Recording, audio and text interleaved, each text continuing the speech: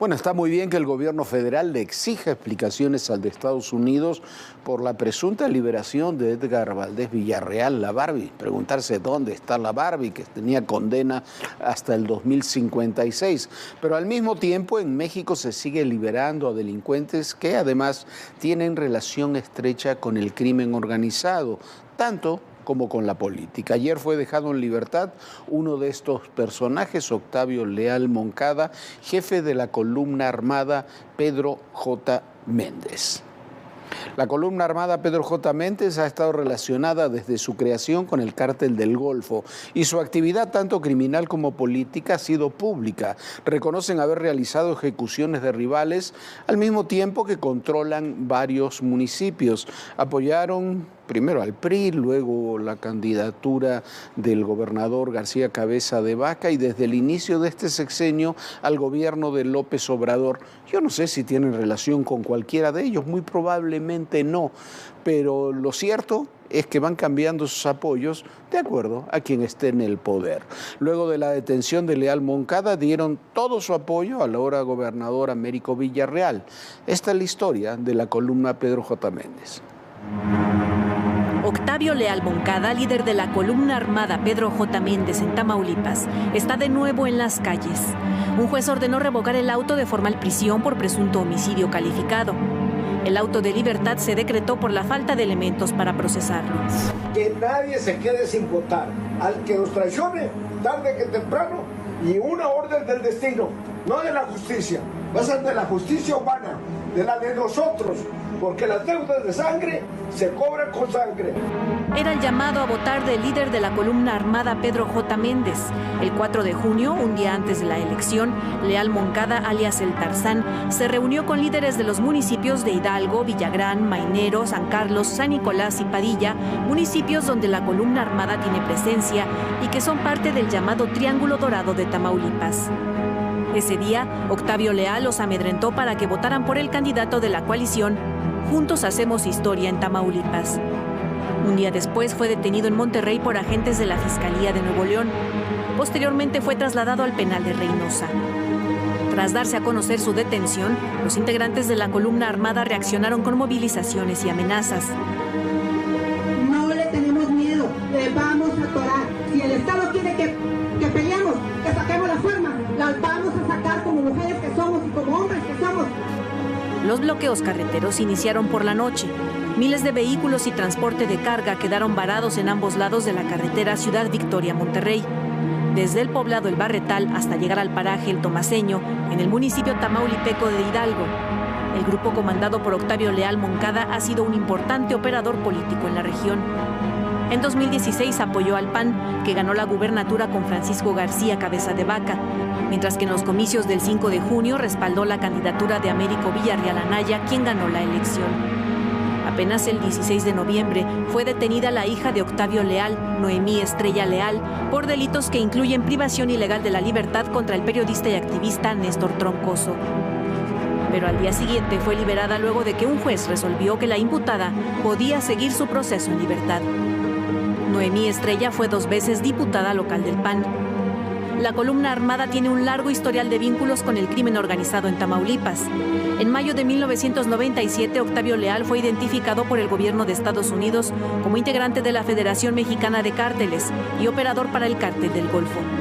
De acuerdo con informes de inteligencia del gobierno federal, la columna está catalogada como una célula del Cártel del Golfo que utiliza como fachada al grupo de supuestos autodefensas.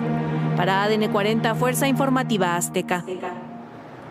Bueno, este grupo, esta columna armada, así se llama, columna armada Pedro J. Méndez, es un grupo, como decíamos en el reportaje, que los informes de inteligencia, desde años atrás, esto no es en absoluto nuevo, catalogan como un brazo político y a veces armado del Cártel del Golfo. Así ha sido y así es actualmente, así operan, así trabajan.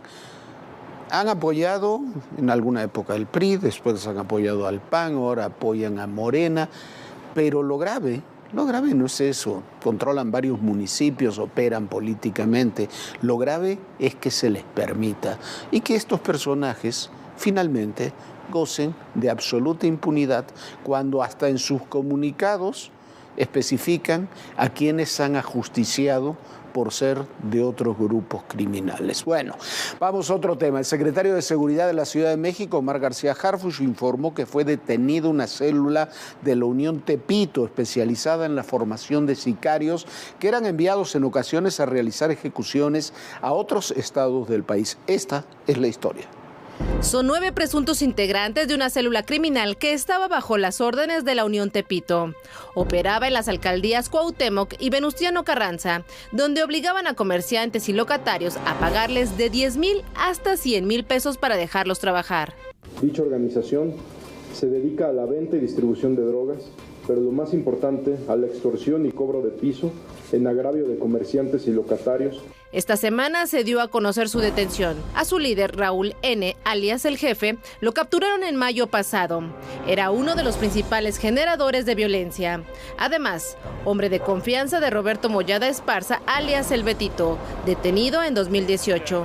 Esta célula se encargaba de reclutar sicarios en la Ciudad de México para enviarlos a Playa del Carmen y Cancún, donde tenían contacto con un grupo criminal.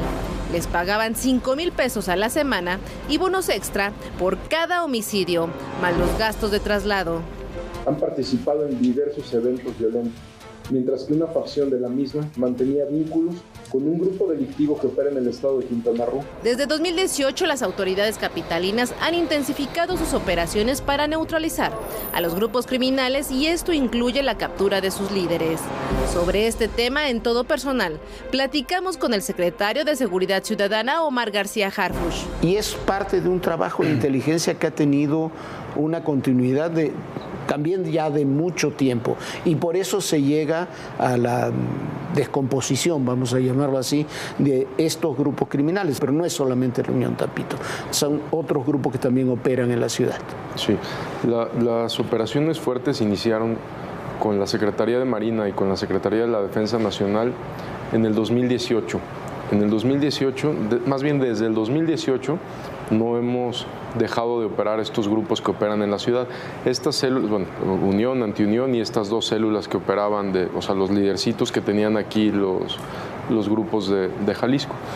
Esas células, bueno, han sido una constante estar operando en contra de ellos, porque también la seguridad es eso, es constancia y perseverancia, no porque hayamos dado golpes en el 2018, 2019 o el mes pasado con el gobierno federal quiere decir que ya estén desmanteladas o totalmente desarticuladas. Porque una vez que le pegas a un líder, se pueden ir hacia abajo y se genera mucha violencia para reacomodarse. Así y eso es. no lo hemos visto en la ciudad. Así es. A veces, bueno, siempre hay una atomización, por supuesto, de las células cuando están muy estructuradas, como que era la Unión hace 4 o 5 años. Después viene una atomización. Pero también con esa atomización, aunque hubiera un repunte, siempre es más fácil detenerlos. Es mucho más fácil estar deteniendo a los líderes o pequeños líderes. Actualmente las operaciones contra grupos criminales en la Ciudad de México han sido principalmente contra la Unión Tepito y el Cártel Jalisco Nueva Generación. Mire usted, cuando se dice que no se pueden hacer las cosas de otra manera, que no se pueden ir desmantelando los grupos criminales, esta entrevista que veíamos ahora con Omar García Harfuch fue hace un año, y desde hace un año hasta aquí se ha seguido exactamente la misma línea y se han ido desarticulando una y otra vez cada una de las células que los grupos criminales en la Ciudad de México han creado para operar en la Ciudad de México. La desarticulación de esos grupos y la mejora en los índices de seguridad es un hecho real. Por eso hay que analizar con frialdad las cifras. Oficialmente, hoy se informó que en lo que va del sexenio se ha superado con amplitud los 140,000 homicidios dolosos, la cifra más alta de las últimas décadas.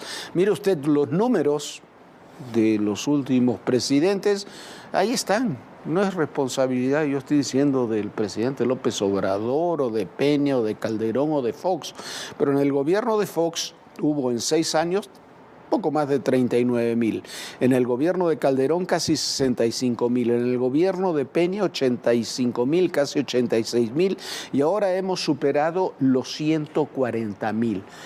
Algo está algo o mucho está mal en la estrategia de seguridad. Y las consecuencias, lo hemos dicho muchas veces, es el empoderamiento de los grupos criminales. Hay que pegar constantemente, lo decía García Harfuch hace un minuto y lo decía ya hace un año. Hay que hacer inteligencia, hay que tener operatividad, hay que pegar constantemente y hay que tener policías que además puedan investigar, que quieran hacerlo y que tengan las atribuciones legales también para hacerlo. Hay que ponerle un nombre, un rostro. ¡Te vamos a encontrar! ¡Te vamos a encontrar! Y que vienen todas las demandas internacionales. Una ciudad tan complicada como es la Ciudad de México. Ya llegamos a Aguililla, esta ciudad, la entrada a la Tierra Caliente.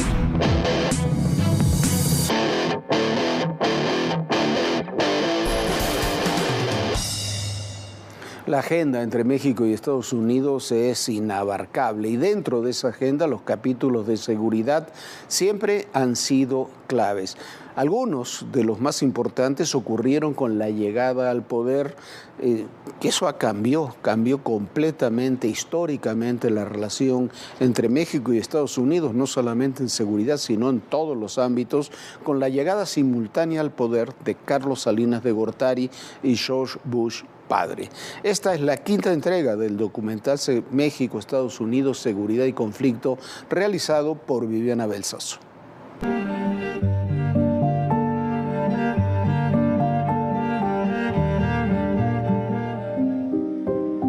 Era el 22 de noviembre de 1988. Ese día se reunieron por primera vez como presidentes electos de México y Estados Unidos, Carlos Salinas de Gortari y George Bush. Lo hicieron en Houston. Los dos países vivían una de las peores épocas en la relación bilateral. Miguel de la Madrid y Ronald Reagan nunca se habían entendido y al escándalo del caso Camarena se sumaron las reiteradas crisis económicas generadas en México a partir del gobierno de José López Portillo. Sobre todo después de la nacionalización bancaria de 1982, que generaron profundas incertidumbres en los dos países. He expedido en consecuencia 2 decretos. Uno, que nacionaliza los bancos privados del país. Las nuevas revelaciones apuntan a que la CIA pudo haber estado detrás de la muerte del exagente. El giro de la historia corre a cargo de Phil Jordan, exdirector del Centro de Inteligencia del Paso, Héctor Berreyes, exagente de la DEA, y Tosh Plumey, expiloto que trabajó para las agencias federales. Los tres narraron en la cadena Fox News que policías mexicanos y particulares estadounidenses relacionados con la CIA participaron en las torturas de Camarena en 1985. Incluso, dicen los agentes, que grabaron un video donde se ve la participación de personal de la CIA cometiendo actos de tortura a Enrique Camarena. Tras la muerte de Enrique Camarena, el gobierno de Estados Unidos instauró de manera unilateral el llamado proceso de certificación sobre cooperación antidrogas. Este proceso imponía una serie de sanciones a los gobiernos de los países que fueran considerados como no cooperativos. Y a partir de ahí, cambió la visión de la lucha antidrogas. Bush venía de una larga carrera política, había sido entre muchos otros cargos director de la CIA y durante 8 años vicepresidente de los Estados Unidos. Carlos Salinas de Gortari era uno de los presidentes más jóvenes de la historia de México y llegaba al gobierno con las inconformidades sobre los comicios de 1988, pero también con la consigna de cambiar y modernizar a México. Cuando se reunieron en Houston, acababa de caer apenas 2 semanas antes el muro de Berlín y era evidente que estaba en ciernes la caída del bloque socialista en Europa. Era un mundo nuevo y los dos presidentes que asumían sus cargos en las próximas semanas decidieron dar un giro de 180 grados a su relación. Nació el llamado Espíritu de Houston. El presidente Bush me dijo, nosotros acabamos de firmar un tratado de libre comercio con Canadá. Tenemos interés en un tratado similar con México. Y yo le tuve que decir, presidente, no. Y no puede ser porque en ese momento, y así se lo expliqué, el problema fundamental de México era el exceso de deuda que teníamos con más de 500 bancos comerciales del mundo. Y mi prioridad era proceso en el cual no solo se reestructurara la deuda para posponer los pagos, sino lograr la primera reducción de deuda en la historia moderna de América Latina.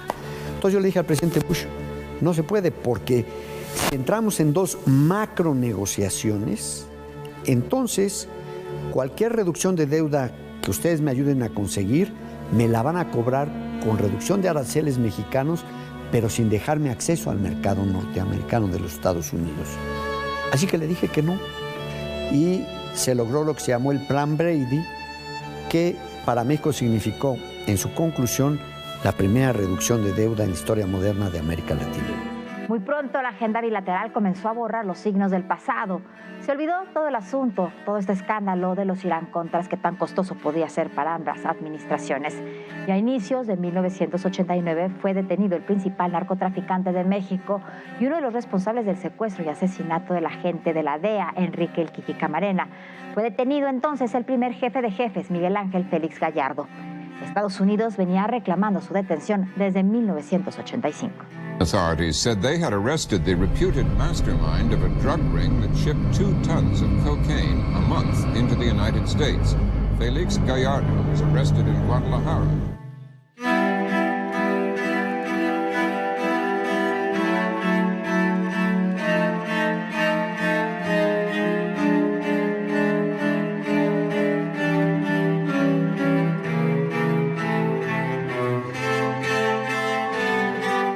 Inmediatamente después fue detenido el cuñado de Luis Echeverría, Rubén Zuno Arce, y más tarde el doctor Álvarez Machain, acusados uno de ser socio del cártel y el otro de haber asistido en la tortura de Enrique Camarena y su piloto Arturo Zavala.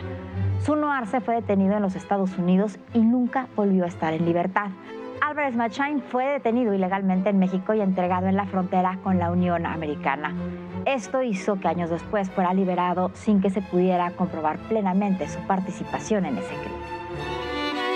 Pero el narcotráfico no desapareció con esas caídas. En realidad se reorganizó bajo nuevos liderazgos.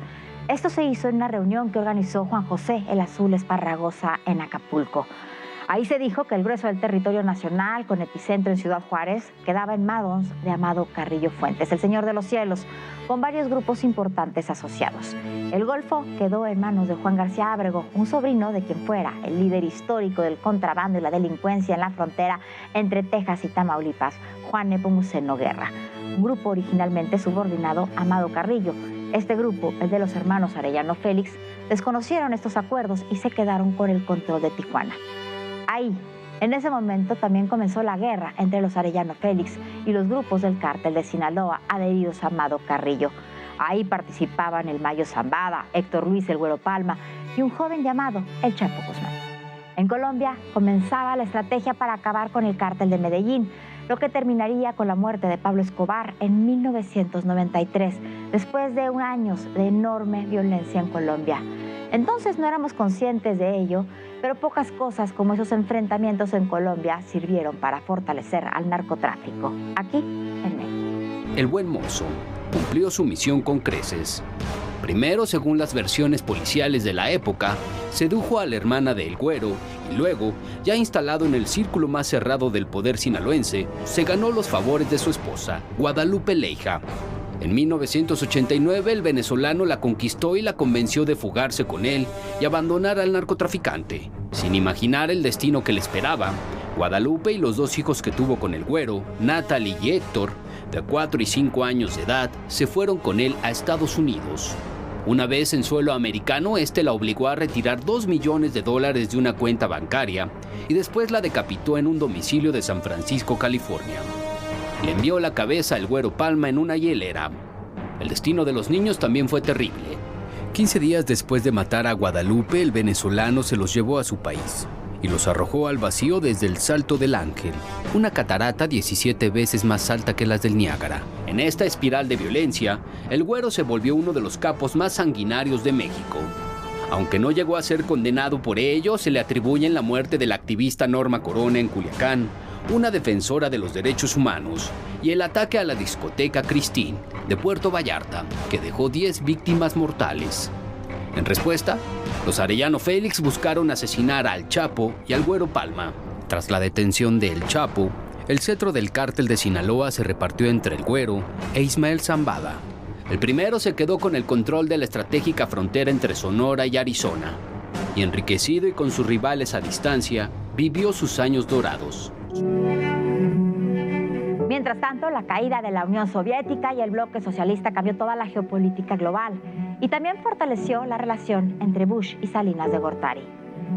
Después de una visita al Foro Económico Mundial de Davos, terminó convencido de aceptar una propuesta que ya se le había hecho en Houston: firmar un tratado de libre comercio al que se incorporaría también a Canadá.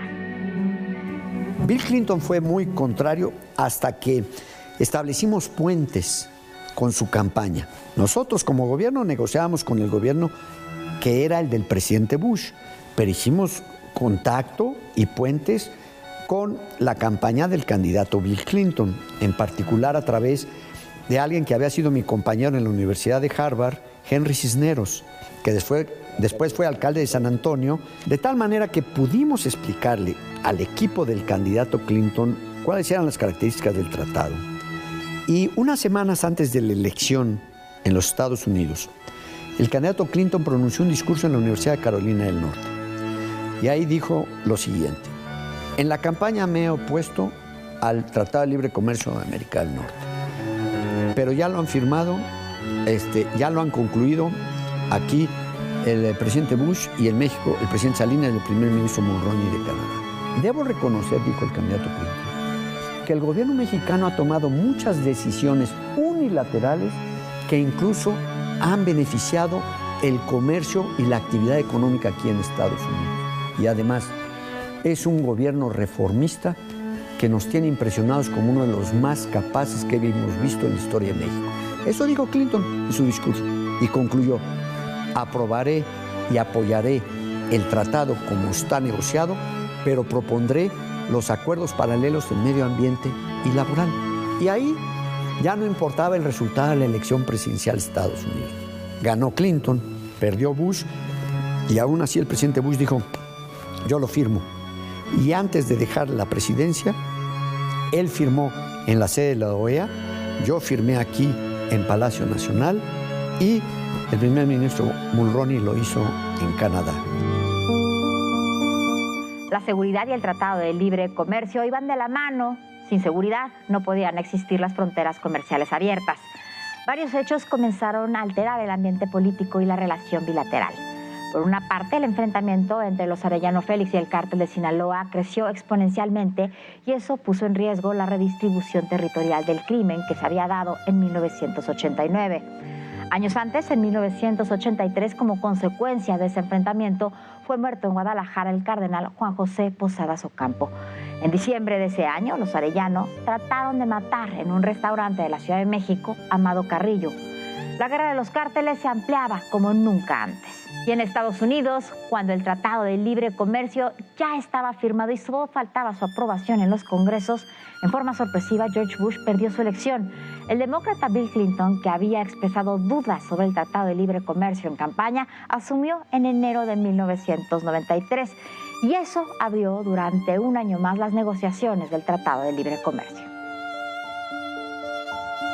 Ya con Bill Clinton como presidente y habiéndolo firmado el presidente Bush, nos fuimos todavía un año completo, después de firmado y cerrado, a negociar los acuerdos paralelos de medio ambiente y laboral y lograr hasta noviembre de 1993, después de haber iniciado en enero de 1990, que el Congreso de Estados Unidos lo ratificara y también el Senado mexicano. 4 años. En ese momento, reabrir el tratado quería decir que otra vez aquellos que habían tenido que ceder productores en Estados Unidos a cambio de acceso nuestro a su mercado, ahora iban a decir: no, ya no queremos dar lo que dimos entonces. Y lo que nosotros habíamos dado hasta el límite, nos iban a pedir más. Entonces iba a ser la nulidad de todo el proceso de negociación. Los acuerdos paralelos fueron precisamente el mecanismo inteligente, adecuado, que nos permitió precisamente que sin reabrir el tratado lo pudiéramos adecuar a lo que el presidente Clinton necesitaba para toda su clientela demócrata. Todo padecía en ese 1993 una carrera contra el reloj, porque se superponían la sucesión presidencial con la firma del tratado. Finalmente, en los primeros días de noviembre de 1993, se firmó el Tratado de Libre Comercio para que entrara en vigor el 1 de enero de 1994. Y el 28 de noviembre, Luis Donaldo Colosio fue destapado para la candidatura presidencial, con el rechazo por una parte de Manuel Camacho Solís y por otra la de los sectores más conservadores del PRI. Salinas de Gortari tenía índices de popularidad cercanas al 80% en los primeros días de diciembre de 1993. No lo sabríamos, pero todo estaba a punto de derrumbarse. Esta historia continuará.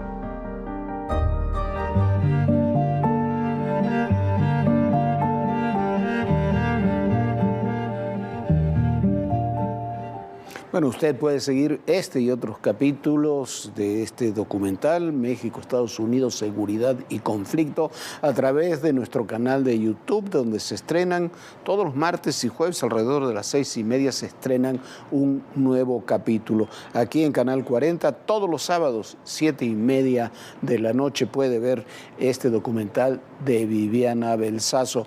Vamos a otro tema. Mire usted, esto es interesante. Así se expresó hoy el presidente López Obrador sobre la Feria Internacional del Libro de Guadalajara. Ahora es un foro del conservadurismo, ¿sí? Allá van todos los intelectuales orgánicos hablar mal de nosotros. Se equivoca radicalmente el presidente López Obrador. La Feria del Libro de Guadalajara es uno de los máximos eventos culturales de México, de América Latina y del mundo. Pocas ferias del libro tienen tanta pluralidad, va tanta gente. No van ahí a hablar mal del presidente y del gobierno. Algunos lo critican, otros no, pero es una barbaridad, perdón, decir que es un foro para criticar al gobierno. Es desde hace muchos años, el principal, uno de los principales foros culturales de nuestro país y del continente. Ya nos vamos, gracias por acompañarnos. Viviana, mi compañera Viviana Belsazo, estará ya con nosotros el día de mañana. Y recuerde, en el poder y en la política todo, pero absolutamente todo, es personal. Gracias.